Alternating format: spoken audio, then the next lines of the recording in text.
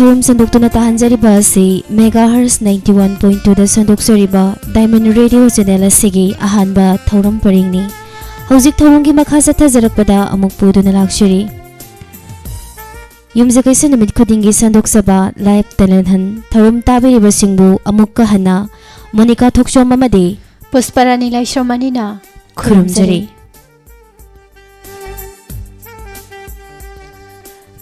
Live Talent Hunt Thorom asida ngasigi oina sisinajariba aikhogi mobile number 7630944377 number amuktanga hananing singjage 7630944377 number asida call tobiraktuna adongi sada leijariba haijaba sing uthokpiduna mayam puna thorom asida saruk yabiyu Ngasige hanba phone kon miyam da khudol tamjari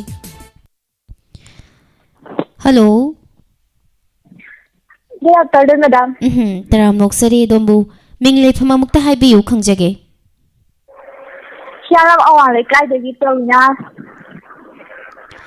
Thorom sida call tawbirakpa ngasi live talent han thorom asigi isagi karamba haijaba talent mayam do thokpigani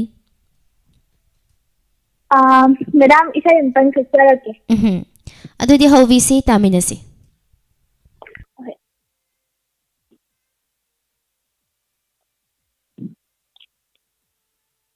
Laklo, laklo, laklo, lakle, lakle, lakle, tamuga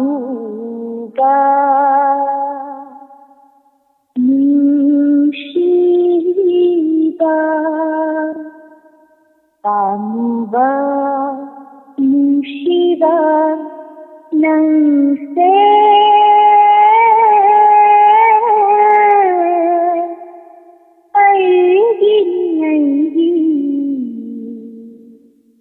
Mapuk kudinggi, mapuk kudinggi, kadai launi, kujil paloi na nasat nilati, kadai launi, kujil paloi na nasat nilati, mama. Thamoy yanda pamjaba Mama thamoy yanda pamjaba Tamuba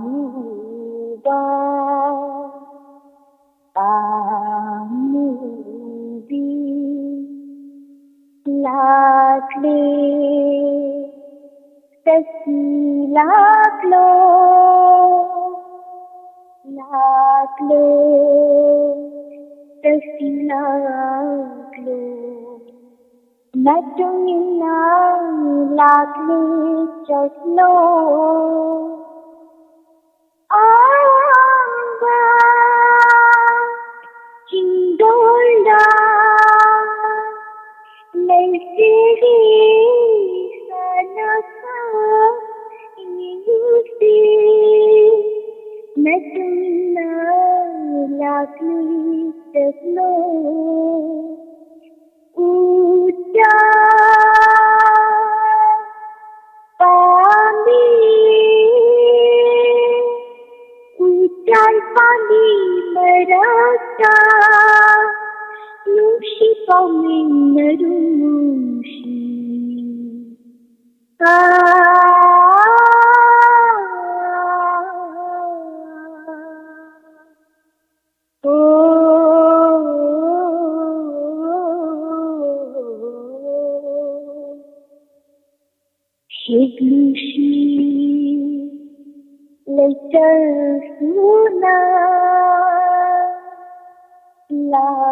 lo tasbih lurasi kutamna tasbih lo tamna riba chinyagi leikolla yorusi kutamna tasbih lo leira pare leira pare nushi nushi leikusu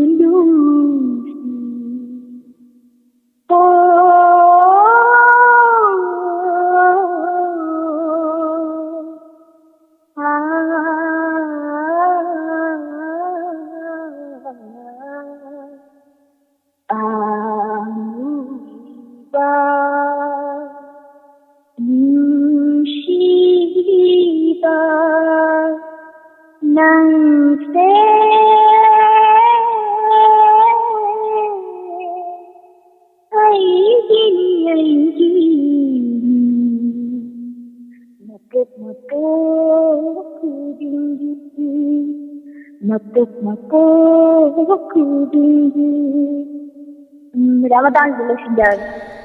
Mingdo kay haiba mukta habiramune. Pravina. Pravina yam fazana sai sai yam fazana sai. Khonjel dagi sur dagi yam marik chumna. Yam na fazana sai haiba koi sai se thagachari. Sai yam fazana khudol bire ahan boina. Thaz film do kay haiba puspa. Sigi film se Olang Thagi Wangmadasu haiba film sigi saini Pravina na yamna fazana hai tarenga sigi thorom sigi ahanba color oina adum isai dum mayamna taba dum nungai bani Pravina gi shai mamang da sumayama ma takre dialogue na chingba su dum takre nga sigi wina su fazabai shai ma khudol tambirak bani thagatjari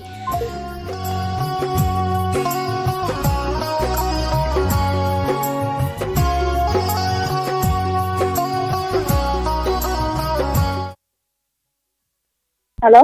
Hello. Taram loksari afternoon khayge mai kai dagi shu pinglei famda mukta khangjage. Angaim famdagi rikina. Taram sida call tawbirakpa karam bai sagi heijaba teleno thokpigani. Rami kai hamate mangai jare. Ngasidi saina ayaba laikhrabani saina dumak namgadaba male puspa. Hoi. Ani subasi sai sake hairi tamina se dadi hobiro. Hobiro. Hobiro. Nisiba hayru bethamoy se kaptar nasibi mathanata Uyina hati yasmara Lalla bitalali makana Dinhura disifite Kalla nisahit la aydi Ramay jilla yusri Isai se mate emalan thokpirami adum sina pela bro Thagasari mate ama khudol birambada sadum taba nungaijai mathangi color amada mo khudong chaba pichari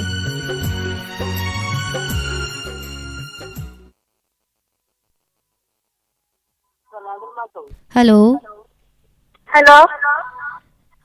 minglei fam khangjage minglei fam haibiu Khabo bazar da Hello Khangabok bazar dagi kana oi birabano Susi haiba Tharom sida call tawbirakpa sagi karam bahijaba teleno thokpigani Adudi haurasi taminasi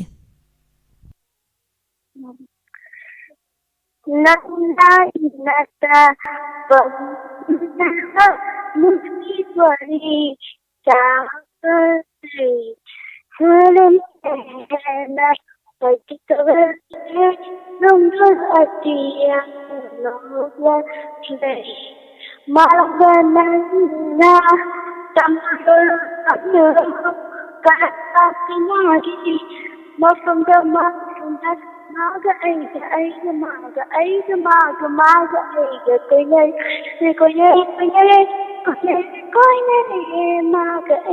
koinai. Medan television. Angang di male Monica angang ni haitare. Ado angang gi oina di call si phangabani mukso program sida saruk ya handabase nungai tabadagi khudong sabade dumak pibire. Adumak po tabiri basing na haitare angang gi thorom sidi numai jing numit ki angang gi thorom na leijari basida angang makhai gi oina di saruk ya hanbiyo. Lab talent han ki thorom sida di saruk ya hanbirak ba no luksari. Mathangi caller amatang mung laukhachage. Hello. Hello. Ming leifam haibiu. Kaksingi Ima Boramani mi. Ima Boramani nungai biri bro. Nungai jeri be ma isa jingi khondien da bungai jera ga Ima ko numit khudingi nungai jeri. Yam harawi mathel zabi khrage. Ngasi si akhoi gi yumsa irole. Ahawba mathel ni ko dudi matam sige. Hoi.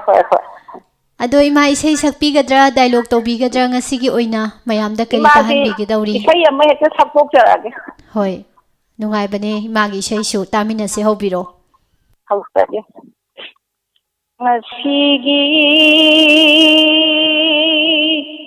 nongju asina aibu ningsing halli thodo kama aibu ningsing halle thodo kama ikai thibi kanagi mai thongda cholaba ina phigi marumda loiba nasigi mamlakwa matangi mayaida sandhyagi matamna oirakwa sandhya arati matamda angang basindurgi machuna nungshigi leipul thamna khiba ngasigi nongju asina aibu ningsing halle thodo ama aibu ningsing halle thodo ama Jiklava khungangi mayaida Sajibu nongshi marata Kayadawa minnachi ibani Mandidi ukhong marunda Ngasigi nongju asina aibu ningsing halle thodo ama aibu ningsing halle thodo ama legere Tokna fazakre Ima gi khonjel dagi program bam Chanda Kumar gi khonjel da sakhi bai sai amakha yamna fazana khudol birami pushpa ari bai sai ta bagi nungai basi mahaw amani ko yamna nungai na dum ta bada nungai je hai tare thagat bagi wa di tonga na thamkhraga tabiri basing su loina khangam gani chahi matang sida ngang thorei bai sei se khonjel se ko yam thajadana Ima gi khonjel dagi tholak pase taru bada thamoi da thuk lawba ama phawi haije batare yam thajade thagachari Ima kaksing dagi hana thagachari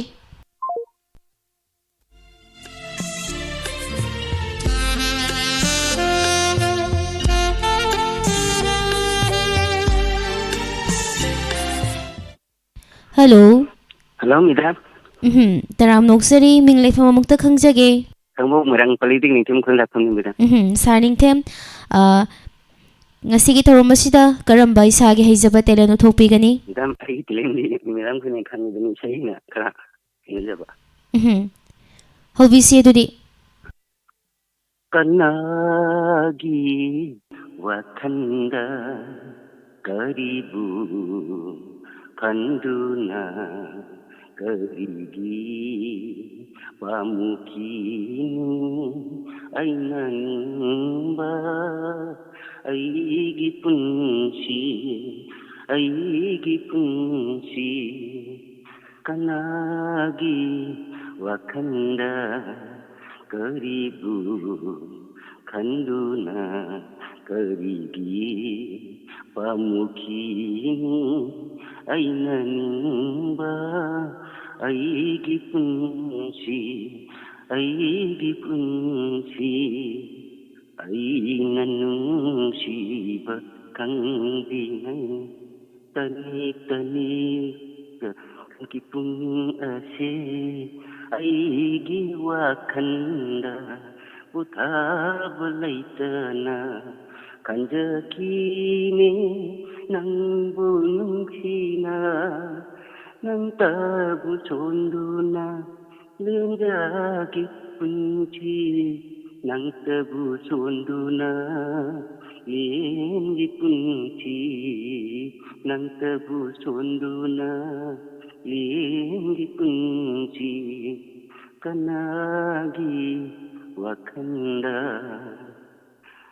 karamba aigi irana nangna aibu warukiba karamba aigi irana nangna aibu warukiba leiramgani maram kaya aina waraga nangna penjaba sirubana iral oiraba haduglabani nangbu punsigi haduglabani nangbu punsigi kanagi wakhanda karibu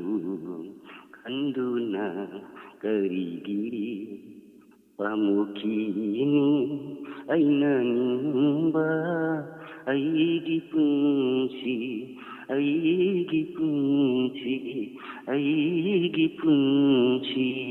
desinjaragi madam. Wow, yam fazakre sarning them. Shay fazaba ma ngangthokpirakpa hana thagatjari. Mathangi caller da mo khulong jaba fisake. Thamjariba aikhoigi mobile number 7630 944 377. Hello. Hello. Minglai phama mukta khangjage.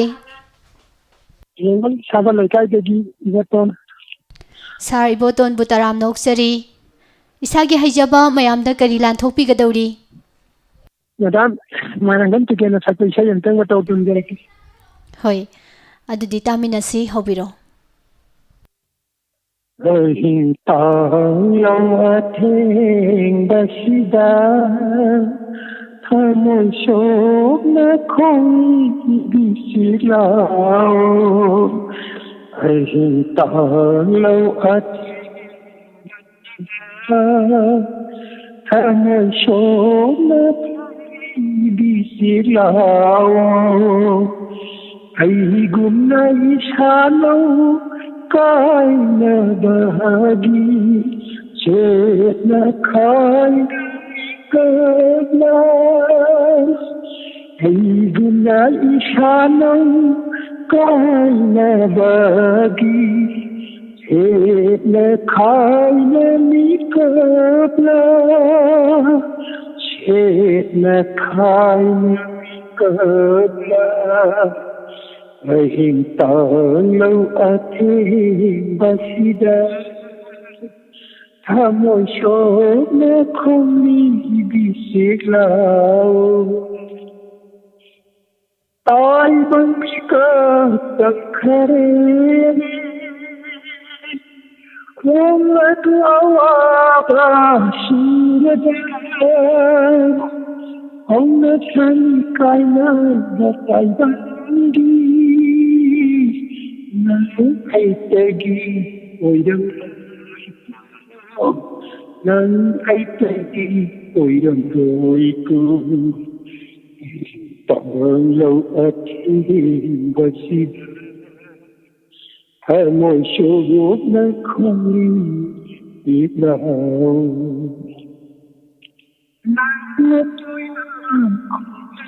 ở đây lâu mấy xa hợp lên nắng tôi ở đây lâu mấy xa hợp lên cái khi mang tình yêu thằng với nó sự khả tâm đi thằng với sự khả năng đi tao lâu ở thế và si đa theo lời số tư đi ai cũng đã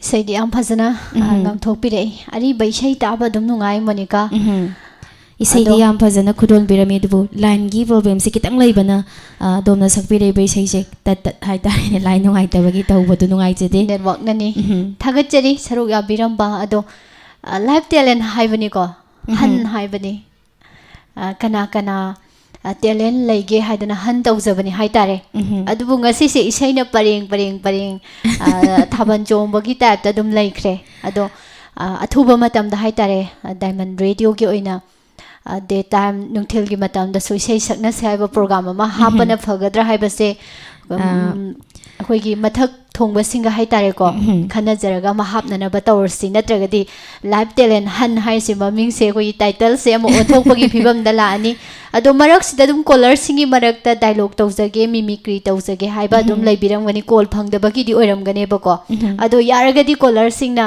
ꯏꯁꯩ ꯁꯛꯄꯤꯒꯗꯧꯕ ꯑꯣꯏꯔꯒꯗꯤ ꯍꯥꯏꯗꯤ ꯏꯁꯩꯁꯤꯡ ꯑꯁꯤꯒꯤ ꯐꯅꯌꯥꯝ ꯁꯨꯝ ꯁꯛꯈ꯭ꯔꯕꯅꯤꯅ ꯍꯥꯏꯕꯗꯤ ꯄꯨꯁꯄꯥꯅ ꯍꯥꯏꯕꯤꯔꯤꯁꯦ ꯑꯇꯩ ꯃꯃꯥꯡꯗ ꯀꯣꯂꯔꯁꯤꯡꯁꯦ ꯏꯁꯩ ꯃꯊꯪ ꯃꯅꯥꯎ ꯅꯥꯏꯅ ꯁꯛꯈ꯭ꯔꯕꯅꯤꯅ ꯏꯁꯩ ꯁꯛꯀꯗꯕ ꯂꯩꯔꯒꯗꯤ ꯗꯥꯏꯂꯣꯛ ꯇꯧꯒꯗꯕ ꯍꯥꯏꯗꯤ ꯂꯩꯔꯤꯕ ꯀꯣꯜ ꯐꯪꯗꯕꯁꯤꯡꯁꯤꯗ ꯈꯨꯗꯣꯡꯆꯥꯕ ꯄꯤꯔꯒꯗꯤ ꯄ꯭ꯔꯣꯒ꯭ꯔꯥꯝꯁꯦ ꯃꯄꯨꯡ ꯐꯥꯒꯅꯤꯅ ꯍꯥꯏꯕꯤꯕꯅꯤ ꯀꯣꯂꯔ ꯑꯃꯁꯨ ꯍꯣꯜ ꯇꯧꯗꯨꯅ ꯂꯩꯔꯦ ꯅꯠꯇ꯭ꯔꯒꯅ ꯑꯩꯈꯣꯏꯒꯤ ꯃꯃꯥꯡꯗ ꯏꯁꯩ ꯁꯛꯄꯒꯤ ꯂꯤꯃꯤꯠ ꯑꯃ ꯊꯝꯖꯔꯝꯃꯤꯗꯅꯀꯣ ꯑꯍꯥꯟꯕꯒꯤ ꯀꯣꯂꯔ ꯑꯍꯨꯝꯗ ꯏꯁꯩ ꯁꯛꯄꯒꯤ ꯈꯨꯗꯣꯡꯆꯥꯕ ꯄꯤꯖꯔꯒ ꯂꯣꯏꯁꯤꯜꯂꯛꯄ ꯀꯣꯂꯔ ꯑꯍꯨꯝ ꯑꯃꯗ ꯑꯃꯨꯛ ꯄꯤꯖꯕ ꯑꯗꯨꯒꯤ ꯇꯥꯏꯞꯇꯁꯨ ꯑꯃꯨꯛ ꯂꯥꯛꯄ ꯌꯥꯕ꯭ꯔꯥ ꯍꯥꯏꯗꯨ ꯌꯦꯡꯃꯤꯟꯅꯁꯤ ꯅꯠꯇ꯭ꯔꯒꯗꯤ ꯏꯁꯩ ꯉꯥꯛꯇ ꯑꯣꯏꯅ ꯇꯧ ꯂꯩꯔꯅꯤꯀꯣ ꯌꯦꯡꯃꯤꯟꯅꯁꯤ ꯃꯊꯪꯒꯤ ꯀꯣꯂꯔꯅ ꯃꯌꯥꯝꯒꯤꯗꯃꯛ ꯀꯔꯤ ꯑꯃꯨꯛ ꯈꯨꯗꯣꯜ ꯇꯝꯕꯤꯔꯛꯄꯒꯦ ꯍꯥꯏꯕꯗꯨ ꯍꯜꯂꯣ ꯍꯜꯂꯣ ꯇꯔꯥꯝ ꯅꯣꯛꯆꯔꯤ ꯃꯤꯡ ꯂꯩꯐꯝ ꯈꯪꯖꯒꯦ ꯑꯩ ꯈꯥꯉꯕꯣꯛꯇꯒꯤ ꯑꯅꯟ ꯊꯧꯔꯝꯁꯤꯗ ꯀꯣꯜ ꯇꯧꯕꯤꯔꯛꯄ ꯏꯁꯥꯒꯤ ꯀꯔꯝꯕ ꯍꯩꯖꯕ ꯇꯦꯂꯦꯟ ꯎꯠꯊꯣꯛꯄꯤꯒꯅꯤ ꯃꯦꯗꯥꯝ ꯏꯁꯩ ꯑꯃꯈꯛꯇ ꯁꯛꯆꯒꯦꯗꯧꯕ ꯁꯥꯔ ꯑꯅꯟꯁꯨ ꯌꯥꯝ ꯇꯣꯏꯅ ꯊꯦꯡꯅꯖꯔꯦ ꯅꯨꯡꯉꯥꯏꯖꯩ ꯏꯁꯩ ꯍꯧꯕꯤꯔꯁꯤ ꯉꯝꯗꯦꯗ ꯀꯥꯎꯔꯒꯤ ꯍꯦꯛ ꯈꯟꯕꯒ ꯃꯥꯏꯈꯣꯡꯖꯨꯝꯒꯤ ꯃꯍꯥꯎ ꯃꯌꯥꯡ ꯒꯨꯔꯨꯒꯤ ꯇꯨꯃꯜ ꯂꯧꯔꯒ ꯏज्ꯖꯠ ꯂꯩꯌꯨꯅꯦꯔꯝꯕ ꯃꯤꯔꯣꯟ ꯉꯥꯡꯂꯒ ꯆꯥꯎꯊꯣꯛꯆꯔꯤꯕ ꯑꯩꯈꯣꯏꯅꯦ ꯑꯩꯈꯣꯏ ꯃꯆꯟ ꯃꯆꯦ ꯌꯣꯜꯂꯒ ꯁꯦꯟꯗꯣꯡ ꯇꯥꯜꯂꯤꯕ ꯃꯤꯇꯩ ꯃꯆꯥ ꯃꯁꯨ ꯊꯥꯖꯔꯒ ꯅꯄꯜ ꯀꯥꯔꯤꯕ ꯃꯤꯇꯩ ꯃꯤꯇꯣꯞꯀꯤ ꯃꯔꯤ ꯃꯇꯥꯅ ꯋꯥꯏ ꯆꯥꯏꯔꯦ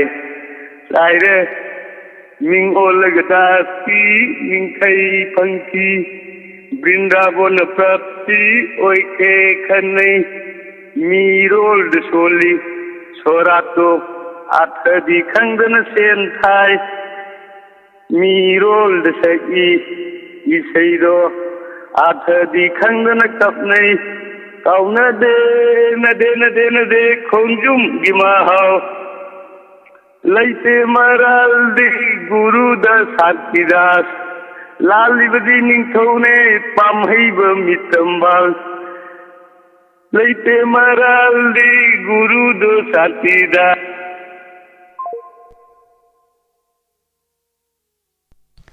ꯏꯁꯩꯁꯦ ꯐꯖꯅ ꯉꯪꯊꯣꯛꯄꯤꯔꯛꯑꯝꯃꯒ ꯀꯩꯗꯧꯔꯦ ꯍꯥꯏꯕꯅꯣ? ꯁꯥꯔ ꯑꯅꯟꯒꯤ ꯏꯁꯩ ꯈꯨꯁꯛꯁꯦ ꯌꯥꯝꯅ ꯇꯥꯕ ꯅꯨꯡꯉꯥꯏꯕ ꯏꯁꯩꯁꯦ ꯑꯩꯈꯣꯏꯒꯤ ꯁꯥꯔ ꯑꯅꯟꯁꯦ ꯇꯞꯇꯥ ꯑꯣꯖꯥ ꯇꯞꯇꯥꯒꯤ ꯏꯁꯩꯁꯦ ꯑꯌꯥꯝꯕ ꯑꯗꯨꯝ ꯉꯪꯉꯤꯀꯣ ꯑꯗꯨ ꯑꯣꯏꯔꯒꯁꯨ ꯈꯨꯁꯛꯁꯦ ꯃꯌꯥꯝꯒꯤ ꯏꯃꯥꯟ ꯃꯥꯟꯅꯗꯕ ꯇꯥꯕꯗ ꯑꯗꯨꯝ ꯅꯨꯡꯉꯥꯏꯕ ꯑꯃ ꯑꯣꯏꯕ ꯍꯥꯏꯇꯥꯔꯦ ꯌꯥꯝ ꯅꯨꯡꯉꯥꯏꯖꯩ ꯀꯣꯜꯗꯤ ꯇꯠꯈ꯭ꯔꯦ ꯏꯁꯩ ꯌꯥꯝ ꯐꯖꯅ ꯉꯪꯊꯣꯛꯄꯤꯔꯝꯕꯅꯤ ꯀꯣꯜꯁꯨ ꯉꯥꯏꯕ ꯑꯣꯏꯅ ꯉꯁꯤꯁꯦ ꯌꯥꯝ ꯅꯣꯛꯅꯤꯡꯕ ꯊꯧꯗꯣꯛ ꯑꯃꯈꯛ ꯊꯦꯡꯅꯩꯌꯦ ꯄꯨꯁꯄꯥ ꯑꯩꯁꯦ ꯍꯥꯏꯕꯤꯌꯨ ꯍꯣꯕꯦ ꯍꯣꯕꯦ ꯄ꯭ꯔꯣꯒ꯭ꯔꯥꯝ ꯅꯪꯉꯔꯣꯏꯅ ꯒꯥꯔꯤꯁꯦ ꯇꯣꯡꯉꯒ ꯂꯥꯛꯆꯕ ꯍꯥꯏꯇꯥꯔꯦꯀꯣ ꯑꯗꯣ ꯒꯥꯔꯤ ꯇꯣꯡꯉ ꯂꯥꯛꯆꯕꯁꯤꯗ ꯍꯧꯖꯤꯛꯇꯤ ꯃꯤꯁꯦ ꯊꯣꯛꯄꯁꯦ ꯀꯩ ꯍꯥꯏꯅꯁꯨ ꯑꯗꯨꯝ ꯒꯥꯔꯤꯒꯥꯁꯦ ꯑꯗꯨꯝ ꯊꯜꯂ ꯆꯠꯄꯁꯤ ꯄꯥꯛ ꯌꯥꯎꯗꯦ ꯍꯥꯏꯔꯤꯕ ꯍꯣꯏ ꯅꯥꯀꯟꯗ ꯅꯨꯄꯥ ꯑꯃꯈꯛ ꯑꯩꯈꯣꯏꯒꯤ ꯀꯩ ꯍꯥꯏꯅꯤ ꯅꯨꯄꯥꯁꯤꯡꯅꯒ ꯁꯤꯖꯤꯟꯅꯕ ꯍꯤꯗꯥꯛ ꯃꯅꯥꯏ ꯈꯩꯅꯤꯒ ꯍꯥꯏꯅꯕꯗꯣ ꯑꯗꯨ ꯆꯥ ꯂꯣꯏꯔꯒ ꯑꯩꯈꯣꯏꯒꯤ ꯀꯣꯊꯣꯛꯄꯒꯤ ꯈꯨꯠꯁꯤ ꯂꯪꯊꯣꯛꯄ ꯑꯃ ꯌꯥꯎꯏꯗꯅꯀꯣ ꯁꯨꯃꯥꯏꯅ ꯂꯪꯊꯣꯔꯛꯄꯁꯤꯗ ꯑꯩ ꯊꯧꯔꯤꯕ ꯑꯣꯛꯇꯣ ꯗ꯭ꯔꯥꯏꯚꯔꯗꯨꯅ ꯒꯥꯔꯤ ꯈꯥꯝꯃꯣ ꯍꯥꯏꯔꯤꯕꯣ ꯏꯅꯤꯡꯗꯅ ꯈꯥꯝꯃꯒ ꯆꯠ ꯌꯥꯎꯔꯒ ꯈꯥꯝꯖꯤꯜꯂꯒ ꯒꯥꯔꯤꯁꯦ ꯉꯥꯏ ꯂꯩꯕ ꯑꯗꯨꯒ ꯀꯩꯗꯧꯔꯒꯦ ꯃꯤ ꯑꯇꯣꯞꯄ ꯍꯥꯏꯗꯤ ꯉꯁꯥꯏꯒꯤ ꯀꯩꯅꯣ ꯆꯥꯔꯝꯃꯤꯕ ꯅꯨꯄꯥꯗꯨꯅ ꯍꯪꯉꯛꯏꯁꯦ ꯉꯁꯤꯁꯦ ꯌꯥꯝ ꯅꯣꯛꯅꯤꯡꯕ ꯊꯧꯗꯣꯛ ꯑꯃ ꯊꯣꯛꯈ꯭रे ꯃꯈꯥ ꯇꯥꯔꯛꯄ ꯀꯣꯂꯔꯁꯦ ꯍꯣꯜ ꯇꯧꯗꯨꯅ ꯂꯩꯔꯦ ꯑꯃꯨꯛꯇ ꯍꯣꯏ ꯂꯧꯈꯠꯁꯤ ꯃꯌꯥꯝꯁꯦ ꯏꯁꯩ ꯁꯨꯝ ꯁꯛꯇꯅ ꯂꯩꯔꯕꯅꯤꯅ ꯂꯥꯁꯇꯗꯤ ꯑꯩꯈꯣꯏ ꯕꯥꯅꯤꯛꯇ ꯗꯥꯏꯂꯣग ꯇꯥꯔꯛꯀꯅꯤ ꯑꯗꯨꯅ ꯗꯥꯏꯂꯣꯒꯀꯨꯝꯕ ꯑꯃꯁꯨ ꯑꯗꯨꯝ ꯁꯦꯝ ꯁꯥꯕꯤꯌꯨ ꯅꯣꯡꯃꯥꯏꯖꯤꯡ ꯌꯦꯡꯁꯤ ꯅꯨꯃꯤꯠꯀꯤꯗꯤ ꯑꯩꯈꯣꯏꯁꯦ ꯑꯗꯨꯝ ꯃꯇꯝ ꯐꯪꯗꯕꯗꯩ ꯍꯥꯏꯇꯥꯔꯦꯀꯣ ꯑꯗꯨꯝ ꯈꯔ ꯑꯗꯨꯝ ꯂꯥꯞꯊꯣꯛꯑꯦ ꯍꯥꯏꯇꯥꯔꯦ ꯃꯌꯥꯝꯗꯒꯤ ꯑꯗꯣ ꯌꯨꯝꯖꯀꯩꯁ ꯅꯨꯃꯤꯠꯇꯤ ꯃꯌꯥꯝꯗꯁꯨ ꯑꯩꯈꯣꯏꯒꯤ ꯍꯩꯖꯕ ꯀꯔꯤꯅꯣ ꯑꯃꯗꯤ ꯑꯗꯨꯝ ꯇꯥꯍꯟꯒꯗꯕ ꯂꯩꯕꯅꯤꯅ ꯃꯌꯥꯝꯅ ꯏꯁꯩꯁꯤ ꯑꯗꯨꯝ ꯁꯛ ꯂꯩꯔꯕꯅꯤꯅꯀꯣ ꯄ꯭ꯔꯣꯒ꯭ꯔꯥꯝꯁꯤꯒꯤ ꯃꯒꯨꯟꯁꯦ ꯃꯥꯡꯗꯅꯕ ꯍꯥꯏꯇꯥꯔꯦ ꯑꯩꯈꯣꯏꯅꯤꯒꯤ ꯁꯥꯏꯠꯇꯒꯤ ꯗꯥꯏꯂꯣग ꯑꯃ ꯇꯧꯕ ꯌꯥꯕ꯭ꯔꯥ ꯍꯥꯏꯕꯗꯨ ꯌꯦꯡꯃꯤꯟꯅꯁꯤ ꯃꯊꯪꯒꯤ ꯀꯣꯂꯔ ꯍꯜꯂꯣ ꯍꯜꯂꯣ ꯇꯔꯥꯝ ꯅꯣꯛꯆꯔꯤ ꯃꯤꯡ ꯂꯩꯐꯝ ꯑꯃꯨꯛꯇ ꯍꯥꯏꯕꯤꯌꯨ ꯑꯩ ꯄꯟꯊꯤꯔꯧ ꯁꯦꯗꯥ ꯀ꯭ꯂꯕꯇꯩ ꯉꯥꯡꯕꯤꯅꯦ ꯃꯦꯗꯥꯝ ꯃꯦꯗꯥꯝꯕꯨ ꯇꯔꯥꯝ ꯅꯣꯛꯆꯔꯤ ꯉꯁꯤꯒꯤ ꯊꯧꯔꯝ ꯑꯁꯤꯗ ꯏꯁꯥꯒꯤ ꯀꯔꯝꯕ ꯍꯩꯖꯕ ꯇꯦꯂꯦꯟ ꯎꯠꯊꯣꯛꯄꯤꯒꯅꯤ ꯃꯦꯗꯥꯝ ꯃꯌꯥꯝꯗꯤ ꯂꯣꯏꯅ ꯏꯁꯩ ꯁꯛꯅꯔꯦ ꯑꯩ ꯅꯣꯛꯅꯤꯡꯕ ꯃꯇꯦꯛ ꯑꯃꯈꯛꯇꯪ ꯇꯧꯖꯔꯛꯀꯦ ꯃꯌꯥꯝ ꯇꯧꯈ꯭ꯔꯕꯗꯤ ꯌꯥꯍꯧꯗꯕꯁꯨ ꯅꯨꯡꯉꯥꯏꯇꯦꯕꯀꯣ ꯃꯦꯗꯥꯝ ꯑꯗꯨꯗꯤ ꯍꯧꯁꯤ ꯃꯦꯗꯥꯝ ꯇꯥꯃꯤꯟꯅꯁꯤ ꯑꯩꯈꯣꯏ ꯏꯗꯣꯝꯆꯥ ꯑꯅꯤꯈꯛ ꯂꯩꯕ ꯌꯥꯝꯁꯨ ꯄꯪꯖꯕ ꯊꯥꯏꯅ ꯍꯤꯟꯗꯤ ꯐꯤꯂꯝ ꯌꯦꯡꯕ ꯃꯇꯝꯁꯤꯗ ꯏꯗꯣꯝꯆꯥ ꯑꯅꯤꯁꯤꯅ ꯐꯤꯂꯝꯁꯨ ꯌꯦꯡꯕ ꯆꯠꯈ꯭ꯔꯕ ꯑꯗꯨꯒ ꯍꯣꯜ ꯃꯅꯨꯡꯁꯤꯗ ꯑꯆꯥꯄꯣꯠ ꯌꯦꯜꯂꯛꯄꯖꯥꯠꯅꯤ ꯐꯤꯂꯝꯁꯤ ꯌꯦꯡꯕ ꯂꯣꯏꯔꯒ ꯉꯥꯏꯍꯥꯛ ꯍꯥꯞ ꯊꯥꯔꯛꯄ ꯀꯥꯟꯗꯥꯁꯤꯗ ꯑꯗꯩꯗ ꯑꯆꯥꯄꯣꯠ ꯁꯨꯝ ꯌꯣꯟꯕ ꯆꯪꯉꯛꯄꯁꯤꯗ ꯍꯩꯃꯩ ꯄꯩꯁꯥ ꯄꯤꯔ ꯂꯩꯕꯗꯣ ꯃꯣꯏ ꯑꯅꯤꯗꯤ ꯄꯩꯁꯥꯁꯤ ꯄꯨꯊꯣꯛꯇꯅ ꯃꯈꯨꯠ ꯇꯤꯡꯊꯣꯛꯎꯔꯕꯖꯥꯠꯅꯤ ꯑꯗꯩꯗ ꯄꯩꯁꯥ ꯄꯤꯔꯛꯇꯦꯅ ꯄꯤꯔꯝꯗ꯭ꯔꯕ ꯑꯗ ꯑꯁ ꯃꯣꯏꯁꯤꯗꯤ ꯌꯥꯝ ꯄꯣꯌꯦꯡ ꯆꯥꯌꯦꯡ ꯌꯥꯝꯅ ꯃꯤꯆꯪ ꯃꯤꯈꯥꯏ ꯅꯥꯏꯕꯖꯥꯠꯅꯦꯅ ꯍꯥꯏꯕꯖꯥꯠꯅꯤ ꯑꯗꯒꯤ ꯁꯤꯅꯦꯃꯥꯁꯦ ꯑꯃꯨꯛ ꯍꯧꯔꯛꯑꯕ ꯃꯊꯪ ꯍꯧꯔꯛꯀꯦ ꯁꯤꯅꯦꯃꯥꯁꯦ ꯃꯣꯏꯅꯤꯁꯤꯅ ꯌꯦꯡꯉꯒ ꯂꯣꯏꯔꯦꯅ ꯊꯣꯛꯂꯛꯄꯁꯤꯗ ꯁꯤꯅꯦꯃꯥꯁꯦ ꯄꯨꯔ ꯂꯣꯏꯔ ꯊꯣꯛꯂꯛꯑꯒ ꯍꯟꯅꯔꯛꯑꯕ ꯃꯌꯨꯝꯁꯦ ꯍꯜꯂꯛꯑꯒ ꯂꯧꯁꯟꯐꯝꯗꯤ ꯈꯪꯉꯛꯇꯕ ꯃꯃꯤꯡꯗ ꯀꯔꯤꯅꯣ ꯑꯗꯨꯅꯣ ꯍꯥꯏꯕꯁꯨ ꯈꯪꯉꯛꯇꯕ ꯑꯗꯨꯒ ꯃꯌꯨꯝꯗ ꯍꯜꯂꯒ ꯍꯩꯃꯩ ꯀꯔꯤ ꯐꯤꯂꯝ ꯌꯦꯡꯉꯛꯀꯦ ꯏꯟꯗꯣꯝꯆꯥ ꯀꯔꯤ ꯐꯤꯂꯝ ꯌꯦꯡꯉꯛꯀꯦꯅ ꯍꯥꯏꯁꯤꯗ ꯑꯁꯉꯁꯥꯏꯒꯤ ꯐꯤꯂꯝꯗꯨꯕꯨ ꯀꯩ ꯇꯤꯡ ꯗꯒ ꯗꯤꯡ ꯗꯤꯡ ꯗꯤꯡ ꯗꯒ ꯗꯤꯡ ꯗꯤꯡ ꯇꯤꯡ ꯑꯗꯨ ꯌꯦꯡꯉꯛꯑꯦꯅ ꯈꯨꯝꯃꯦ ꯑꯗꯣ ꯀꯩꯅꯣꯅꯦ ꯍꯥꯏꯁꯤꯕꯣ ꯐꯤꯂꯝꯕꯨ ꯑꯗꯨꯔ ꯐꯤꯂꯝ ꯃꯃꯤꯡꯕꯨ ꯑꯗꯨꯔꯅꯦ ꯍꯥꯏ ꯀꯥꯟꯗ ꯅꯠꯇꯦꯗ ꯍꯥꯏꯔꯅ ꯅꯥꯀꯜ ꯂꯝꯗꯒꯤ ꯈꯔ ꯅꯍꯥ ꯑꯣꯏꯔ ꯇꯧꯔꯝꯁꯦ ꯑꯁ ꯃꯥꯒꯤ ꯐꯤꯂꯝꯗꯨꯗꯤ ꯀꯨꯔꯕꯥꯅꯤ ꯑꯣꯏꯔꯝꯒꯅꯤ ꯍꯥꯏꯌꯦ ꯂꯣꯏꯖꯔꯒꯦ ꯃꯦꯗꯥꯝ ꯇꯤꯡ ꯇ꯭ꯔꯤꯡ ꯇꯤꯡ ꯇꯤꯡ ꯇ꯭ꯔꯤꯡ ꯇꯤꯡ ꯍꯥꯏꯕꯀꯣ ꯑꯗꯨꯝ ꯂꯩꯕꯖꯥꯠꯅꯤ ꯑꯍꯟ ꯀꯣ ꯑꯗꯨꯝ ꯍꯥꯏꯗꯤ ꯉꯥꯡꯊꯣꯛ ꯁꯛꯇꯣꯛꯄꯗ ꯐꯥꯒꯤ ꯆꯦꯟꯕ ꯑꯍꯟꯁꯦ ꯑꯗꯨꯝ ꯅꯨꯡꯉꯥꯏꯕꯅꯤ ꯂꯣꯏꯅꯕꯗ ꯄꯨꯁꯄꯥ ꯑꯗꯨꯃꯛꯁꯨ ꯑꯗꯨꯝ ꯂꯩꯕꯅꯤ ꯂꯣꯏꯅ ꯇꯤꯟꯅꯕꯗ ꯑꯗꯨꯃꯛ ꯐꯥꯒꯤ ꯁꯣꯏꯗꯅ ꯍꯥꯏꯁꯦ ꯑꯣꯏꯔꯝꯒꯗꯕ ꯃꯥꯜꯂꯤ ꯐꯥꯒꯤ ꯑꯩ ꯇꯧꯅꯤꯡꯉꯦ ꯍꯥꯏꯗꯅ ꯐꯥꯒꯤ ꯍꯦꯛꯇ ꯇꯧꯕ ꯌꯥꯕ ꯅꯠꯇꯦ ꯐꯥꯒꯤꯒꯤꯁꯨ ꯇꯣꯉꯥꯟꯕ ꯒꯨꯜ ꯑꯃ ꯐꯥꯒꯤꯔꯣꯏꯁꯤꯡ ꯀꯣꯃꯦꯗꯤꯌꯟꯁꯤꯡꯁꯤꯒꯤ ꯇꯣꯉꯥꯟꯕ ꯒꯨꯜ ꯑꯃ ꯄꯤꯊꯣꯛꯆꯔꯛꯏ ꯑꯩꯅ ꯍꯦꯛꯇ ꯃꯈꯣꯏꯅ ꯇꯧꯔꯤꯕꯗꯣ ꯉꯝꯅꯤꯅ ꯆꯣꯡꯁꯤꯜꯂꯨꯕ ꯑꯗꯨꯒ ꯍꯣꯠꯅꯔꯨꯕ ꯁꯨꯡꯉꯝ ꯉꯝꯃꯣꯏ ꯄꯤꯊꯣꯔꯛꯇ꯭ꯔꯒꯗꯤ ꯍꯥꯏꯇꯥꯔꯦꯀꯣ ꯒꯨꯜꯗꯨꯃ ꯆꯦꯟꯗ꯭ꯔꯒꯗꯤ ꯊꯥꯒꯠꯆꯔꯤ ꯅꯨꯡꯉꯥꯏꯕ ꯐꯥꯒꯤ ꯃꯇꯦꯛ ꯑꯃ ꯃꯌꯥꯝꯗ ꯂꯥꯟꯊꯣꯛꯄꯤꯔꯝꯕ ꯍꯜꯂꯣ ꯍꯜꯂꯣ ꯇꯥꯖꯔꯦ ꯃꯤꯡ ꯂꯩꯐꯝ ꯍꯥꯏꯕꯤꯌꯨ ꯑꯩ ꯊꯥꯖ ꯀꯣꯟꯊꯧꯖꯝ ꯇꯔꯥꯝ ꯅꯣꯛꯆꯔꯤ ꯆꯦ ꯊꯥꯖ ꯉꯁꯤ ꯊꯦꯡꯅꯕ ꯌꯥꯝ ꯅꯨꯡꯉꯥꯏ ꯃꯌꯥꯝꯗ ꯀꯔꯤ ꯇꯥꯍꯟꯕꯤꯗꯧꯔꯤꯒꯦ ꯃꯤꯁ ꯏꯁꯩ ꯃꯇꯦꯛ ꯑꯃꯇ ꯁꯛꯀꯦ ꯍꯩꯇꯦ ꯁꯨꯝ ꯏꯁꯩ ꯁꯛꯄꯤꯁꯤ ꯊꯥꯖ ꯀꯣꯟꯊꯧꯖꯝ ꯆꯤꯆꯦꯁꯦ ꯉꯁꯥꯏꯗꯒꯤ ꯂꯥꯏꯐ ꯆꯥꯔꯖꯇꯁꯨ ꯀꯣꯜ ꯐꯪꯗ꯭ꯔꯦꯅ ꯌꯥꯝ ꯀꯟꯅ ꯋꯥꯈꯠꯈꯤꯕ ꯑꯃꯁꯨ ꯊꯦꯡꯅꯈꯤꯕꯅꯤꯀꯣ ꯑꯗꯣ ꯅꯝꯗꯅ ꯐꯪꯕꯤꯔꯛꯑꯦ ꯑꯗꯨꯗꯤ ꯏꯆꯦꯒꯤ ꯏꯁꯩꯁꯦ ꯍꯧꯕꯤꯔꯣ ꯇꯥꯃꯤꯟꯅꯁꯤ ꯃꯤꯁ ꯍꯧꯔꯒꯦ ꯌꯥꯝ ꯃꯥꯡꯗꯅ ꯊꯃꯣꯏꯗꯥꯅ ꯇꯛꯁꯤꯁꯣ ꯋꯥꯔꯕ ꯊꯃꯣꯏ ꯑꯅꯤꯅ ꯄꯨꯔꯤ ꯅꯨꯡꯁꯤꯕꯒꯤ ꯄꯣꯠꯇꯨꯝ खल्लुदे नोलताईना लप लप लप रकनी हाइना तल्लसे बनमरुइना लानम लरुइना दुख थीबा मैरानी नुसीतन थुंदी तगलंदे May wairat na saglagne thot moy amay kum nung sibanang bayram draga waram gada thamoy si nung sinay sakhalam gada khallude nung natayina nagna naglaraka nihayda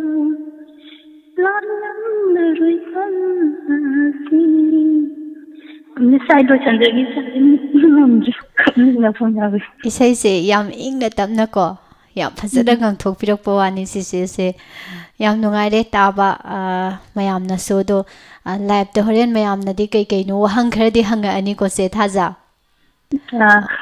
mayamgi wahanggi mu sem sabiro thagachadi mathangi kolar da mu khuyong saba pijage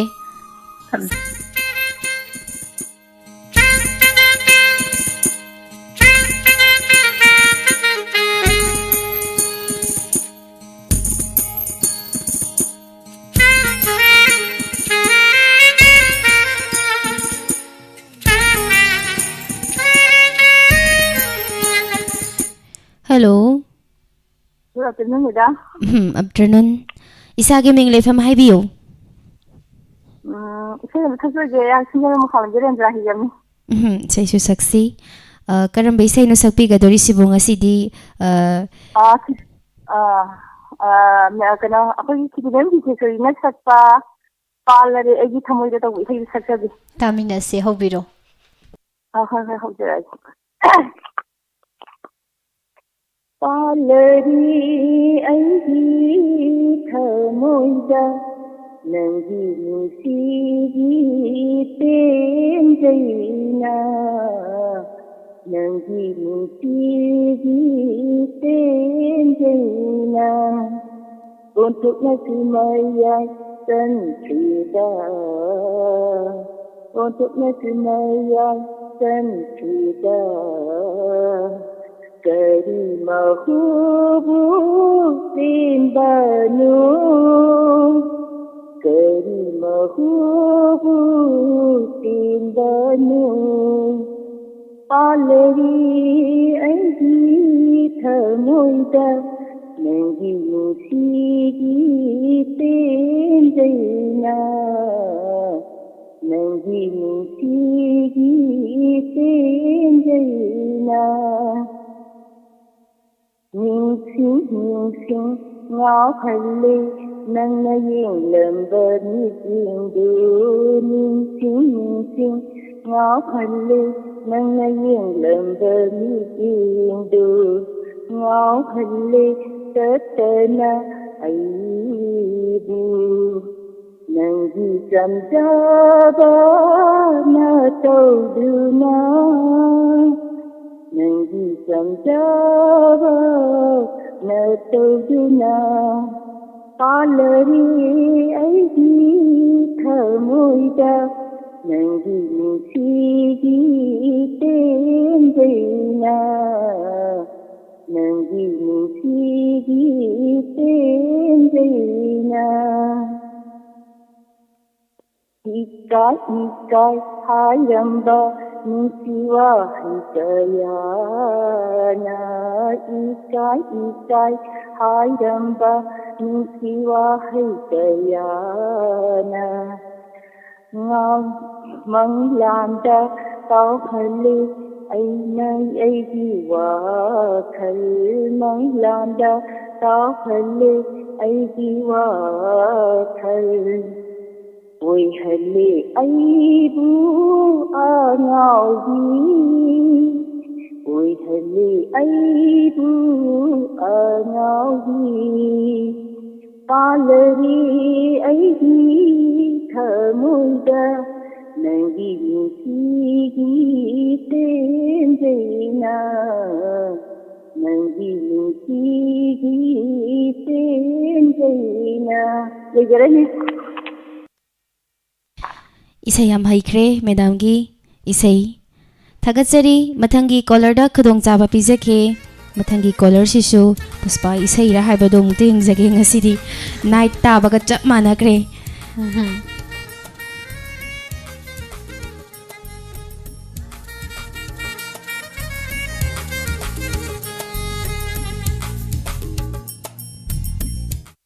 Hello. Hello. Tazare isagi ming leipam haibiyo. Phone tawjiraiba aisa khongthang mawang kaidagi Sital Thangjam. Ming do mukta phajana haibiyo. Sital Thangjam. Thorom sida call tawbirakpa karamba isagi haijaba telenu thokpigani. Memai telenje sai yam kan khudon tamjegina tawba. Isay haibibro. Aw. Didi haubirasi taminasi. Kogi udah surin jumlah sekwa betul bangkit kita mungkin imata busai do. Haubisi taminasi. Candam na famlay taba koi di tangan tani waram cakaya nang kaur pothajai. Candam na famlay taba koi di tangan tani waram cakaya nang kaur pothajai.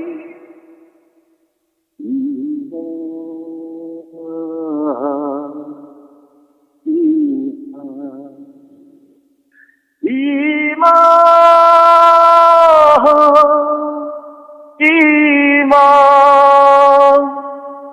nang bukaida lot page nungsibi aigi ima nang bukaida lot page nungsibi aigi ima Daning bakaya dapangde Setning basu set pangamde Oh daning bakaya dapangde Setning basu set pangamde Aigi mapok sembalai nang nami sunguranu Aigi mapok sembalai nang nami sunguranu Aigi punsi Manabahati Mankarao Loikarao Malemday Mutkarao Nilatle Tengkana Kaplibay Konde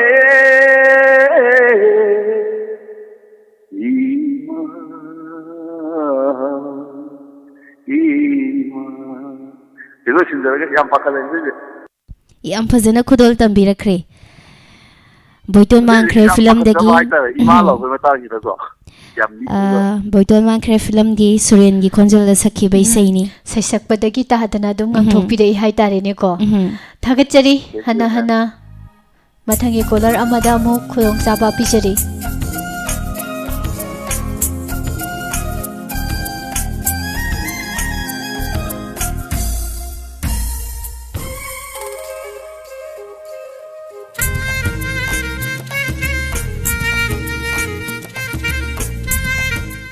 Hello. Hello. Ram Nusri Ming Lai Famadu Mukta Haibiyo. I give Ming Komdram Binodini Kwasify Bisnuku. Madam call to Virakpa Isagi Karamba Hizaba Teleno Topigani.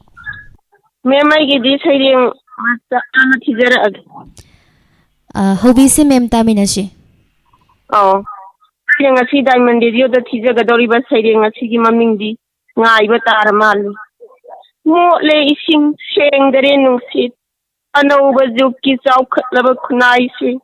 Isingi Poiranera, Nunsit Ki Mayonera.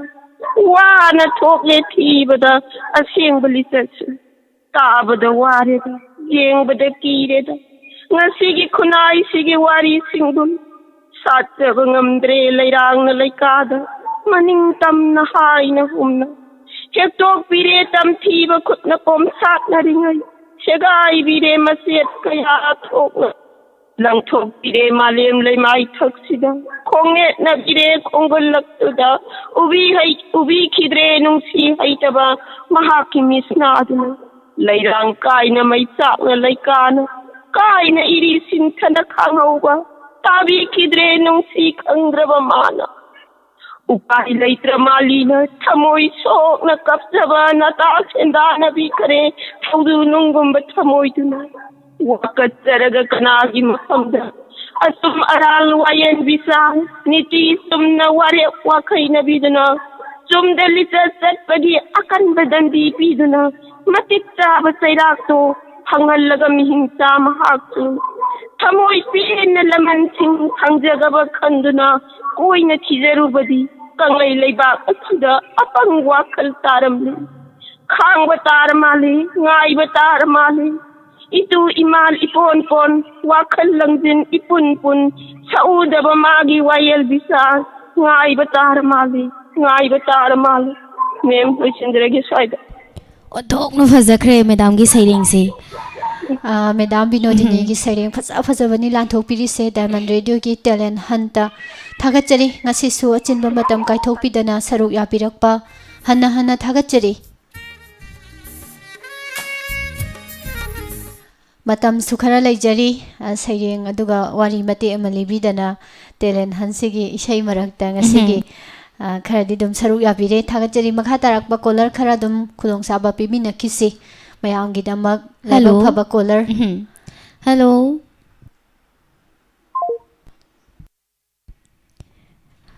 line se thambikre call se khoina okhat jabani hello tabi bro Haure loiramdai gi. net se amuktang butat khari tana gi dabaga yauragadi ko adum call mari manga se dum hekta mak lokhat pase adaba Hello. Hello. Tajare isagi minglai pham haibiu. Kano dai ko. Diamond Radio gi thoramni isagi minglai pham haibiu. Idi ama tingai Jinungai. Madam thoram sita call tawbirakpa isagi karamba hijaba teleno thokpigani. isai ga sin thangna kwan tare. Isai di am sakna khre madam ngasi se madam gi sumate am tangang jabiro do ditaminasi. Sin thamla. Isai do. Hobiro. Hayradi ko. I do not say I do.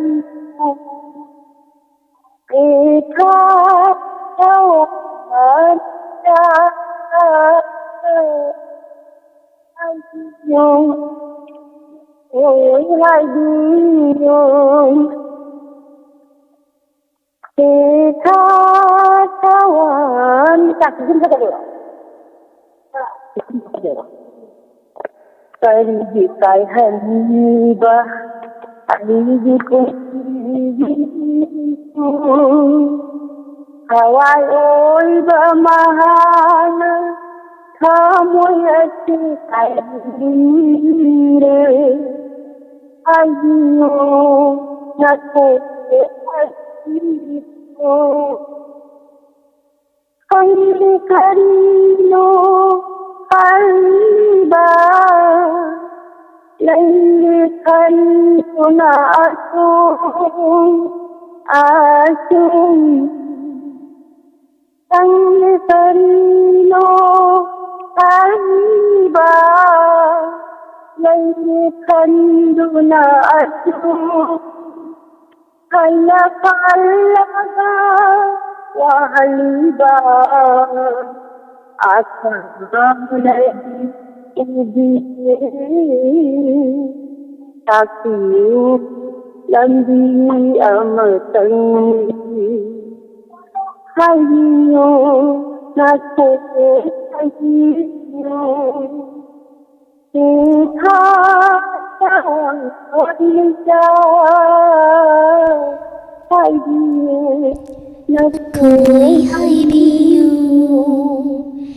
hít thawan misa hai biu na khơi hai biu hít thawan misa. Yam fazaba isai ni madam na khudon birami ba isai onthokno fazakre ꯑꯗꯨꯝ ꯏꯁꯩꯁꯦ ꯁꯛꯄ ꯃꯇꯝꯗ ꯑꯗꯨꯝ ꯊꯋꯥꯏꯁꯦ ꯁꯣꯛꯇ ꯁꯣꯛꯑꯕꯣꯏ ꯑꯗꯨꯝ ꯅꯤꯡꯍꯟꯕ ꯉꯝꯕ ꯏꯁꯩ ꯑꯃꯈꯛꯅꯤ ꯍꯥꯏꯇꯥꯔꯦꯀꯣ ꯌꯥꯝ ꯐꯖꯕꯗꯨꯗ ꯃꯇꯨꯡ ꯏꯟꯅꯖꯍꯧꯕꯅꯤ ꯃꯦꯗꯥꯝꯒꯤ ꯃꯇꯨꯡ ꯊꯥꯒꯠꯆꯔꯤ ꯄꯨꯁꯄꯥ ꯃꯇꯝꯁꯨ ꯌꯥꯝꯅ ꯂꯩꯁꯤꯜꯂꯛꯇ꯭ꯔꯦ ꯁꯥꯗꯣꯛꯆꯔꯤꯕ ꯊꯧꯔꯝ ꯂꯥꯏꯚ ꯇꯦꯂꯦꯟꯠ ꯍꯟꯠ ꯊꯧꯔꯝ ꯑꯁꯤꯒꯤ ꯀꯣꯂꯔꯁꯦ ꯑꯃꯇꯪꯒ ꯈꯨꯗꯣꯡꯆꯥꯕ ꯄꯤꯖꯈꯤꯒꯦ ꯑꯗꯨꯒ ꯊꯧꯔꯝ ꯂꯣꯏꯁꯤꯟꯖꯕꯒꯤ ꯑꯌꯥꯕꯗꯨ ꯂꯧꯖꯒꯦ ꯑꯗꯨꯒ ꯉꯁꯤꯗꯤ ꯏꯁꯩꯅ ꯉꯥꯛꯇ ꯅꯝꯅ ꯀꯣꯂꯔꯁꯤꯡꯅ ꯁꯔꯨꯛ ꯌꯥꯕꯤꯈ꯭ꯔꯕꯅꯤꯅ रेडियो आरजे ओइजरीबा साइटगी करिगुम्बा ड्रामागुम्बनी खंगदे करिगुम्बा अमदि सोइदनमकी तौद्रदि फजरोइदो याम लई पुष्पा अदुना कैदौसिगे हाइबसि मतमसे खितंग हाइरबनि अमता खनसि अरोइबा कॉलर द खुदोंग साबा पिजगे ngaijeri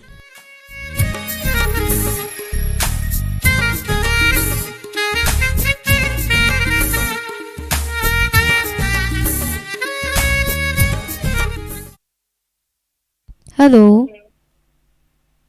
hello ꯍꯜꯂꯣ ꯇꯥꯕꯤꯕ꯭ꯔꯣ Hello, madam. ꯇꯔꯥꯝ ꯅꯣꯛꯆꯔꯤ ꯃꯤꯡ ꯂꯩꯐꯝ ꯍꯥꯏꯕꯤꯌꯨ I home Sabandagi, Boromani Kauisa, madam. Isay Khanbagiro.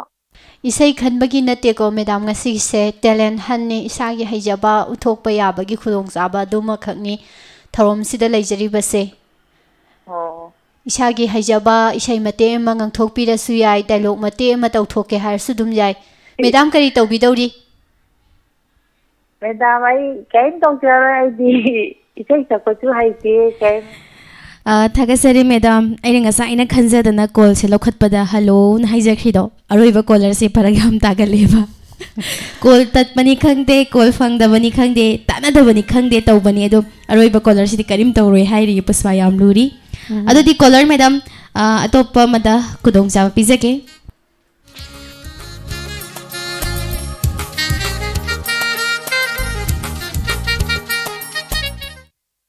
Hello Hello, good evening, madam. Afternoon ngasigi thauram asigi laibak faraba aroiba caller ni sandoksariba live talent han thauram asigi ming leifam amukta haibiu Madam, phone to the radio wang lekin thabidagi ni khawjaman dirani. ꯏꯁꯥꯒꯤ ꯍꯩꯖꯕ ꯀꯔꯤ ꯎꯠꯊꯣꯛꯄꯤꯒꯗꯧꯔꯤ ꯉꯁꯤꯒꯤ live talent hunt ꯊꯧꯔꯝꯁꯤꯒꯤ ꯑꯔꯣꯏꯕ ꯀꯣꯂꯔꯅꯤ Madam, dialogue mati ama sum tawjarake khoi mara pangdi ani di sum phone line bagi dialogue mati tawjar. ꯌꯥꯝ ꯅꯨꯡꯉꯥꯏꯅꯤ ꯈꯜꯂꯤꯀꯣ ꯉꯁꯤꯒꯤ ꯑꯃꯠꯇ ꯉꯥꯏꯔꯕ ꯊꯧꯔꯝꯁꯤꯒꯤ ꯗꯥꯏꯂꯣꯛ ꯇꯧꯕꯤꯒꯗꯧꯔꯤꯕꯅꯤ ꯍꯧꯕꯤꯔꯁꯦ ꯑꯗꯨꯗꯤ Hoi. Oloidang. Noi khudien ga thanglari bo amta wajage. Oh, ti thonge kanano. Oh, khora boida. Oh, chale dudi. Kanano ni ti du bo. Haina. Jementa.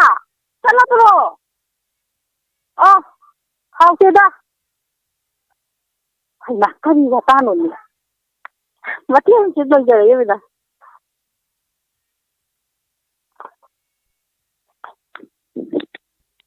hello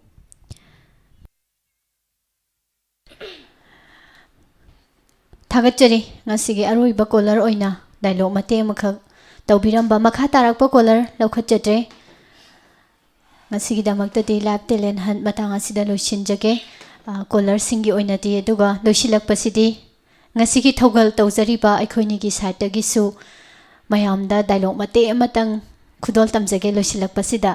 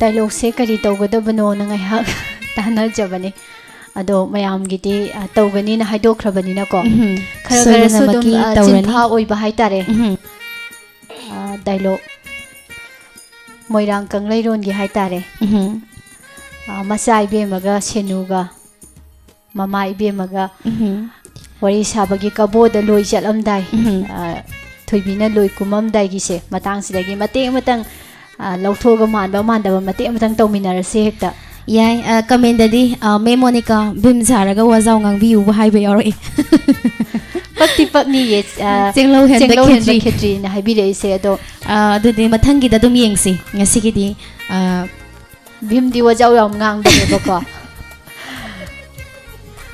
chenglo hen ba khetri na me Monica se bim sabi wa haro bade ngasai degi akoi Madam Monica se wan tha nok leide thagachari ado aina thuibi amta sahanjage ngasigi oina aduga mathangi dana mathangi khulong saba amadana bim se sahan bangambra haidoi dum yengjarage ngasigi di thuibi oin sahanjarage thagachari mate amatang lokhachage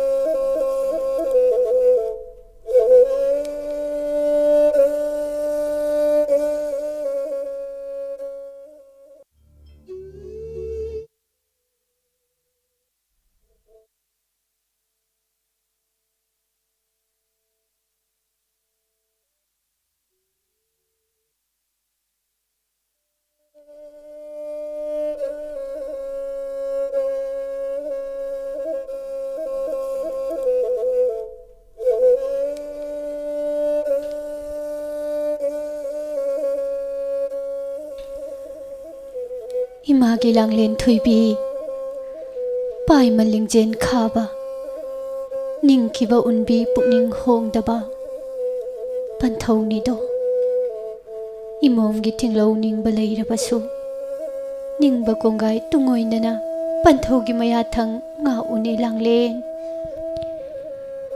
palem sakbi imaton laibak jawbi namomdi apam nung siwai thungnanaba singu thangjing panduna sari pondom lomkhrabini sari wasuk tunginna khuman kada tajage nongyai kada leijage unbi pukningna lepchakhrabi namomdi imang ani subangam jaroini apokpi tilang mabu khayotna unbi lekha ta khoni langlen palem panthau oibana mamomgi nungai aibi marang kainanaba yaifananaba thauchinbani pai manungda khanduna panthaugi mayathang nga uni langlen panthaugi yathang tunginna awat apa leitaba pamda nongbal mayaida awa maisa kha nungda phum wana punsi lengadabagi sarupudi pamu masunglang nungsi mahakidama laibak jawbi namomdi sembi kabo laibakta sembi mitchakcha kabo ising thak awa kongai khangduna wana punsi lenbada namomgi pai manungda singna dene palem pari imom saklabi imom nangna sembi kabo mirai bakta set pachaba naning thungdana karigi wana punsi lengadawribano ꯏꯃꯣꯝꯒꯤ ꯈꯜꯂꯨꯕꯗ ꯄꯂꯦꯝ ꯑꯣꯏꯕꯤ ꯑꯩꯍꯥꯛꯇꯤ ꯄꯥꯏꯃ ꯄꯨꯛꯅꯤꯡ ꯅꯨꯡꯐꯪꯅꯔꯤꯗꯣ ꯂꯥꯡꯂꯦ ꯂꯥꯏꯕꯛ ꯆꯥꯎꯕꯤ ꯅꯃꯣꯝꯒꯤ ꯑꯋꯥ ꯃꯩꯁꯥꯛ ꯂꯥꯡꯕꯤꯔꯒꯅꯨ ꯏꯃꯥꯇꯣꯟ ꯅꯃꯣꯝꯒꯤꯗꯤ ꯅꯤꯡꯖꯈꯤꯕ ꯎꯟꯕꯤ ꯄꯨꯛꯅꯤꯡꯅ ꯑꯔꯦꯞꯄꯅꯤ ꯄꯂꯦꯝ ꯄꯟꯊꯧꯒꯤ ꯌꯥꯊꯪꯕꯨ ꯏꯟꯗꯦ ꯍꯥꯏꯗꯨꯅ ꯅꯃꯣꯝꯕꯨ ꯄꯥꯏ ꯃꯅꯨꯡꯗ ꯋꯥꯔꯧꯕꯤꯒꯅꯨꯀꯣ ꯄꯂꯦꯝ ꯐꯔꯦ ꯄꯣꯛꯇꯕꯤ ꯅꯃꯥ ꯑꯩꯅ ꯁꯤꯡꯒꯣꯏꯅꯕ ꯌꯋꯥꯕꯨ ꯏꯃꯣꯝꯅ ꯌꯥꯕꯤꯗ꯭ꯔꯕꯅꯤꯅ ꯏꯃꯣꯝꯅ ꯅꯤꯡ ꯇꯝꯖꯔꯣ ꯄꯂꯦꯝ ꯅꯃꯥꯇꯣꯟ ꯑꯣꯏꯕꯤꯗꯤ ꯍꯥꯏꯐꯝ ꯇꯧꯐꯝ ꯈꯪꯖꯗ꯭ꯔꯦ ꯈꯣꯏꯅꯧ ꯁꯦꯅꯨ ꯑꯆꯥꯟꯕꯤ ꯃꯆꯥ ꯏꯕꯦꯝꯃ ꯄꯟꯊꯧꯒꯤ ꯌꯥꯊꯪ ꯄꯨꯗꯨꯅ ꯂꯥꯏꯕꯛ ꯆꯥꯎꯕꯤ ꯊꯣꯏꯕꯤ ꯑꯩꯗꯤ ꯃꯆꯥ ꯏꯕꯦꯝꯃ ꯏꯄꯥꯝ ꯂꯝꯗꯝ ꯊꯥꯗꯣꯛꯇꯨꯅ ꯁꯦꯕꯦ ꯀꯕꯣ ꯃꯥꯏꯀꯩꯗ ꯃꯤꯅꯥꯏ ꯅꯩꯊꯥꯡ ꯑꯣꯏꯗꯨꯅ ꯂꯣꯏꯗꯥꯡ ꯊꯥꯁꯤꯡ ꯀꯌꯥ ꯂꯩꯔꯨꯒꯗꯒꯦ ꯈꯟꯕꯗ ꯈꯟꯐꯝ ꯈꯪꯗ꯭ꯔꯦꯅꯦ ꯆꯥꯅꯕꯤ ꯆꯤꯡꯉꯨ ꯈꯨꯌꯨꯝ ꯅꯣꯡꯗꯝꯕꯅ ꯃꯆꯥ ꯏꯕꯦꯝꯃꯒꯤ ꯌꯥꯡꯖꯦꯝ ꯂꯥꯏꯕꯛꯇ ꯑꯁꯨꯝ ꯊꯣꯛꯎ ꯇꯝꯈ꯭ꯔꯕꯅꯤꯗꯣ ꯅꯨꯡꯁꯤ ꯃꯁꯨꯡꯂꯥꯡꯒꯤꯗꯃꯛ ꯁꯦꯝꯕꯤ ꯀꯕꯣ ꯄꯗꯥꯡꯈꯣꯡꯗ ꯃꯤꯅꯥꯏ ꯁꯛꯅ ꯂꯩꯈ꯭ꯔꯕ ꯑꯩꯍꯥꯛꯄꯨ ꯈꯣꯏꯅꯧ ꯁꯛꯄꯤ ꯅꯍꯥꯛꯅ ꯅꯕꯨꯡꯉꯣꯇꯣꯟꯒꯤ ꯑꯁꯥꯎ ꯈꯥꯝꯕꯤ ꯄꯨꯛꯅꯤꯡꯕꯨ ꯐꯥꯊꯕꯤꯌꯨꯀꯣ ꯏꯇꯥ ꯃꯆꯥ ꯏꯕꯦꯝꯃꯅ ꯂꯩꯇ꯭ꯔꯕꯗ ꯍꯥꯡꯂꯕ ꯅꯤꯡꯉꯣꯜ ꯀꯍꯥꯁꯤꯗ ꯅꯅꯥꯏ ꯁꯦꯅꯨ ꯏꯇꯣꯝꯇ ꯀꯔꯝ ꯂꯩꯍꯧꯒꯅꯤ ꯅꯅꯥꯏ ꯁꯦꯅꯨꯁꯨ ꯄꯟꯊꯧꯒꯤ ꯃꯌꯥꯊꯪ ꯂꯧꯔꯒ ꯃꯆꯥ ꯏꯕꯦꯝꯃꯒꯤ ꯍꯩꯅꯥ ꯅꯇꯨꯡ ꯏꯟꯖꯒꯦꯅꯦ ꯃꯆꯥ ꯏꯕꯦꯝꯃ ꯑꯆꯥꯟꯕꯤ ꯋꯥꯔꯦ ꯋꯥꯅ ꯈꯪꯖꯒꯦ ꯑꯋꯥ ꯅꯨꯡꯉꯥꯏ ꯁꯔꯨꯛ ꯌꯥꯃꯤꯟꯅꯁꯤꯅꯦ ꯃꯆꯥ ꯏꯕꯦꯝꯃ ꯑꯆꯥꯟꯕꯤ ꯊꯣꯏꯕꯤ ꯑꯩꯍꯥꯛ ꯂꯩꯇ꯭ꯔꯕꯗꯤ ꯅꯤꯡꯉꯣꯜ ꯄꯣꯛꯄꯤ ꯄꯂꯦꯝ ꯌꯦꯡꯈꯣꯡ ꯂꯥꯡꯕꯤ ꯏꯃꯥꯁꯦ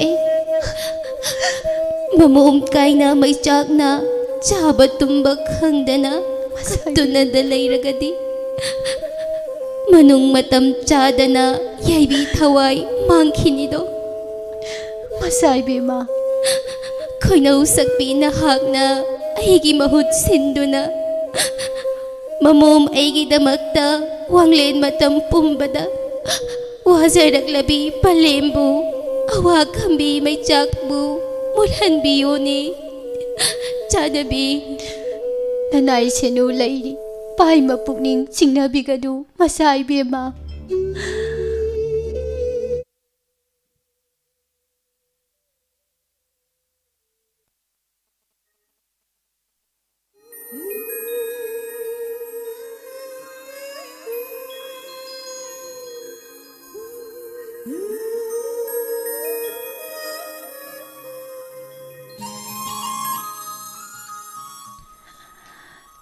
ꯗꯥꯏꯂꯣꯛꯁꯦ ꯌꯥꯝ ꯂꯨꯕ ꯗꯥꯏꯂꯣꯛ ꯑꯃꯈꯛꯅꯤ ꯃꯣꯅꯤꯀꯥ ꯑꯆꯨꯝꯕꯅꯤ ꯗꯥꯏꯂꯣꯛꯁꯦ ꯌꯥꯝꯅ ꯂꯨꯕ ꯗꯥꯏꯂꯣꯛꯅꯤꯅ ꯇꯧꯕꯗ ꯌꯥꯝꯅ ꯑꯩꯈꯣꯏꯅ ꯍꯥꯏꯗꯤ ꯍꯩꯇꯕꯗꯣ ꯑꯗꯨꯝ ꯍꯩꯅ ꯑꯗꯨꯝ ꯇꯧꯁꯟꯈꯤꯕꯅꯦ ꯑꯗꯣ ꯁꯣꯏꯈꯤꯕ ꯂꯥꯟꯈꯤꯕ ꯌꯥꯎꯔꯒꯁꯨ ꯑꯗꯨꯝ ꯃꯌꯥꯝꯅ ꯉꯥꯛꯄꯤꯌꯨ ꯍꯥꯏꯗꯤ ꯏꯃꯣꯁꯅꯦꯜ ꯑꯣꯏꯕ ꯗꯥꯏꯂꯣꯛꯁꯦ ꯈꯤꯇꯪ ꯁꯣꯏꯈꯤꯕꯗ ꯌꯥꯝꯅ ꯐꯖꯗꯕꯗꯣ ꯑꯣꯏꯌꯦꯕꯀꯣ ꯑꯗꯣ ꯊꯧꯔꯝꯁꯤꯒꯤ ꯗꯥꯏꯂꯣꯛꯁꯦ ꯇꯧꯒꯦ ꯍꯥꯏꯗꯅꯁꯨ ꯑꯗꯨꯝ ꯈꯜꯂꯒ ꯁꯥꯟꯅꯕ ꯈꯣꯠꯂꯩ ꯈꯣꯟꯗꯥ ꯈꯔ ꯁꯥꯟꯅꯗꯕ ꯌꯥꯗꯦ ꯁꯤꯒꯤ ꯑꯥꯔꯠ ꯐꯣꯔꯝꯁꯤꯗꯤ ꯍꯥꯏꯇꯥꯔꯦ ꯑꯇꯩ ꯑꯇꯩꯒ ꯑꯩꯈꯣꯏꯒꯤ ꯐꯤꯂꯝꯗ ꯀꯔꯤꯗ ꯇꯧꯕꯒ ꯃꯥꯟꯅꯗꯦ ꯍꯥꯏꯖꯔꯤꯕꯀꯣ ꯈꯔ ꯑꯗꯨꯝ ꯈꯦꯠꯅꯩ ꯗꯥꯏꯂꯣꯛ ꯇꯧꯔꯝꯗꯥꯏ ꯃꯃꯥꯡꯗꯁꯨ ꯉꯁꯥꯏ ꯀꯃꯦꯟꯗ ꯑꯩꯅ ꯌꯥꯝ ꯅꯣꯛꯅꯤꯡꯕ ꯀꯃꯦꯟ ꯑꯃꯈꯛ ꯊꯦꯡꯅꯈꯤꯗꯅ ꯏꯁꯥꯁꯦ ꯅꯣꯛꯅꯤꯡꯕꯒꯤ ꯃꯨꯠꯇꯨꯗ ꯂꯩꯗꯅ ꯍꯥꯏꯗꯤ ꯗꯥꯏꯂꯣꯛꯁꯦ ꯇꯧꯕꯗ ꯈꯤꯇꯪ ꯀꯥꯏꯕ ꯍꯥꯏꯇꯥꯔꯦꯅꯦꯀꯣ ꯁꯤꯃꯛꯁꯨ ꯑꯗꯨꯝ ꯊꯣꯛꯇꯕ ꯅꯠꯇꯦ ꯊꯣꯛꯏ ꯊꯥꯒꯠꯆꯔꯤ ꯃꯌꯥꯝꯅꯗꯤ ꯅꯨꯡꯁꯤꯕꯤꯕꯗꯒꯤ ꯑꯗꯨꯃꯛ ꯊꯥꯒꯠꯄꯤꯔꯛꯏ ꯍꯟꯅ ꯍꯟꯅ ꯉꯁꯤꯒꯤ ꯊꯧꯔꯝꯗ ꯁꯔꯨꯛ ꯌꯥꯕꯤꯔꯤꯕ ꯃꯌꯥꯝ ꯑꯃꯗꯤ ꯇꯥꯕꯤꯔꯤꯕ ꯔꯦꯗꯤꯑꯣꯒꯤ ꯈꯨꯠꯊꯥꯡꯗ ꯑꯗꯨꯒ ꯌꯨꯇ꯭ꯌꯨꯕꯇ ꯇꯥꯕꯤꯔꯤꯕ ꯃꯌꯥꯝ ꯄꯨꯝꯅꯃꯛ ꯗꯥꯏꯃꯟ ꯔꯦꯗꯤꯑꯣꯒꯤ ꯃꯥꯏꯀꯩꯗꯒꯤ ꯇꯣꯜꯂꯕ ꯅꯅꯥꯏ ꯑꯣꯏꯖꯔꯤꯕ ꯑꯩꯈꯣꯏꯅ ꯍꯟꯅ ꯍꯟꯅ ꯇꯧꯕꯤꯃꯟ ꯈꯪꯕ ꯎꯠꯆꯔꯤ ꯂꯣꯏꯅ ꯂꯣꯏꯅꯅ ꯃꯣꯅꯤꯀꯥ ꯅꯣꯡ ꯐꯥꯗꯣꯛ ꯑꯣꯏꯔꯒꯁꯨ ꯑꯗꯨꯝ ꯗꯥꯏꯃꯟ ꯔꯦꯗꯤꯑꯣꯒꯤ ꯂꯥꯏꯚ ꯈꯨꯗꯤꯡꯗ ꯁꯔꯨꯛ ꯌꯥꯕꯤꯔꯝꯕ ꯕꯩꯒꯣ ꯊꯧꯅꯥꯎꯖꯝ ꯀꯀꯥꯁꯦ ꯉꯔꯥꯡ ꯂꯩꯈꯤꯗ꯭ꯔꯦ ꯑꯗꯣ ꯑꯗꯨꯝ ꯊꯣꯛꯂꯛꯀꯗꯕꯣꯏ ꯅꯤꯡꯉꯤ ꯂꯩꯈꯤꯗ꯭ꯔꯦ ꯍꯥꯏꯕꯁꯦ ꯑꯗꯨꯝ ꯇꯥꯝꯅꯕꯅꯤꯅ ꯍꯥꯏꯇꯥꯔꯦꯀꯣ ꯊꯥꯖꯗꯦ ꯍꯥꯏꯖꯔꯤꯕ ꯈꯨꯗꯛꯇ ꯃꯁꯥꯒꯤ heart attack na maram oiraga laikhidabani duna laikhidre haibase laikhide haibabudi tare adubu lab taga dum tholakadawbadi dum maliko donga si yamna waizade Diamond Radio gi yamna nungsiraba listener amakhak sumaina tawi ga tajabada atuki mati akhoi su nungai taba fauzai yamna waizade haiba tare hoi radio da tabo mayam di sak se khangjadramni na ujadramni na khangdre duga lab ta lai viriba mayam sidi sak ujadraga so ming se side dum simphani puri se hoi lairi bani na uri bani na mayam marakta ama yaurak ta haiba se pukning diam na nungsi jaba phawi masini mioi bai khoi no mana traga no mati loina makaina khiga da bangatani taibang pa se thado ga sat khiga da bangatani marak sida Diamond Radio gi program bu achinba mata mayam ama kai thopi dana saruk ya biriba pungning thogat biriba khwai pumna ma hana hana thagat chari ngasi gi damakta di live talent han batang asida loisin jage mathangi numita tonga tonga ba program sing amu puduna laksage ngasi gi thorom asida call tawduna saruk ya birakhiba radio da tabiriba kusem da tabiriba pupnamakpu hainingai laitana thagatba phongdoksari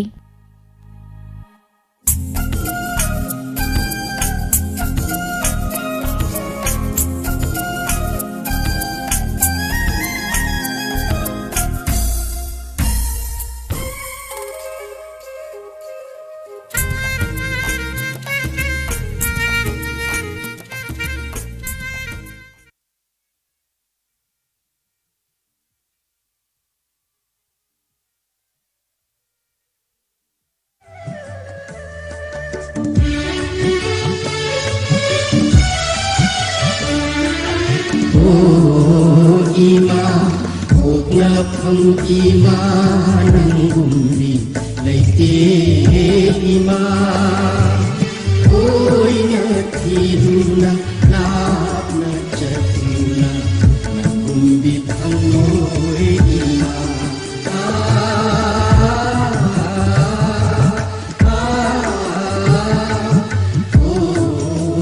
ima na phang ima nanggumri laite ima oi natiruna lapna chatuna nanggumbi thangoi ima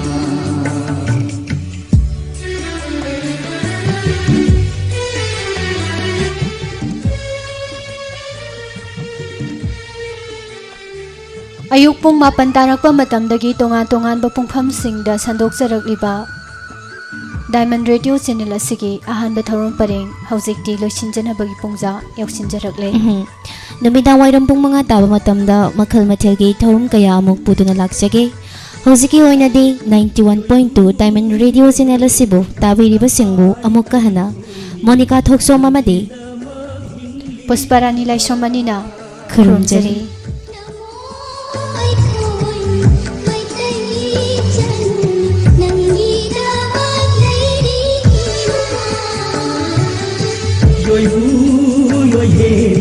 na pari ai khoi ni nangi da ma hingli